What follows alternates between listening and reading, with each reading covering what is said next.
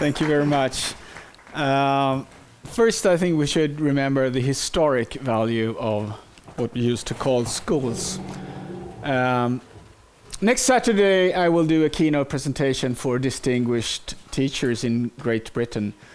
And the title of my presso there is I Don't Know. And I don't know the real reasons how it come that I will end up there, but I firmly believe that the advice from a woman, another attendee at my first TED conference back in 1995, changed my mind in how we should take care of our children in the future. And I didn't know what to do here today, so I asked for help 3 days ago on blogs, on Twitter, on all those social media outlets. And here is what we put together. First is Fiona Hugoson Miller from interesting.org, who writes, in my opinion, in order to give our kids the best start in life, we should abolish schools as they are at the moment. Out with exams, sitting in rows, sitting still for ages and ages, so meaningless and irrelevant.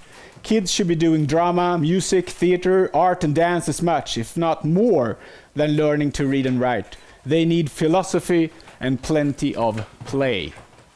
So then comes naturally the next one, Ladislas Horatius, a philosopher. The soundbite has a bad reputation. As an icon of modern man's lack of time, it signals temporal poverty, but also stands for compression and concentration. If you want to give a child a good start, in at least 2 senses, don't give it lengthy books but proverbs and quotations. These are short, unflattering, and they inspire, almost force the child to think. I quote, "There are people who are happy without knowing it. If the shoe fits, you are not allowing for growth. Everybody likes the smell of his own fart." Unquote. Such miniature think bites are freeze-dried wisdom, often the result of a long life of reflection. A standard book of quotations can thus expand to the size of a small library. Just add reader. Next in line comes Joachim Follert, who is a grade 4 and 5 teacher in Stockholm. A while ago, me and my students discovered a physics program fun made by the Swedish student Emil Ennefelt. This inspired my student to go on to learn some JavaScript and easy programming. And then the last week, they have been very into learn some easy batch command.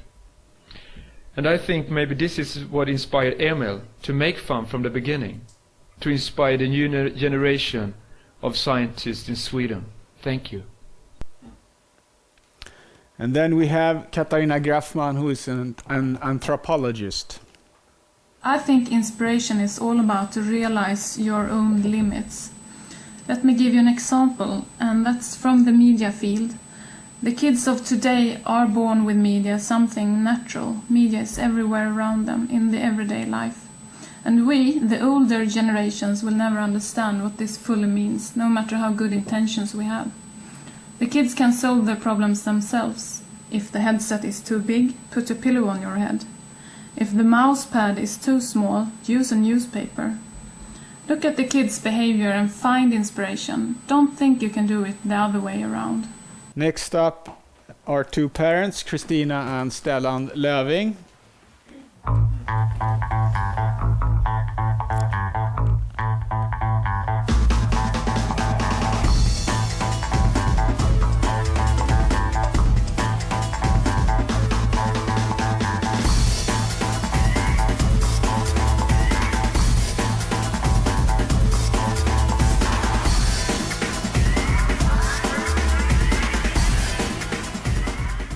And finally, Johan Ronnestam, creative director. Have you ever thought about the fact that grown-ups tell kids what to do? We tell them how to behave. We tell them how to grow up. We tell them how to learn things. We tell them what is right and what is wrong. When in fact, kids don't listen to us. They learn from our behavior. They learn from seeing what we're doing, how we act as role model. think about that the next time you tell your kids what to do, how to act differently. The advice I got in 1995 was to start saving for my kids' education. I want to do more.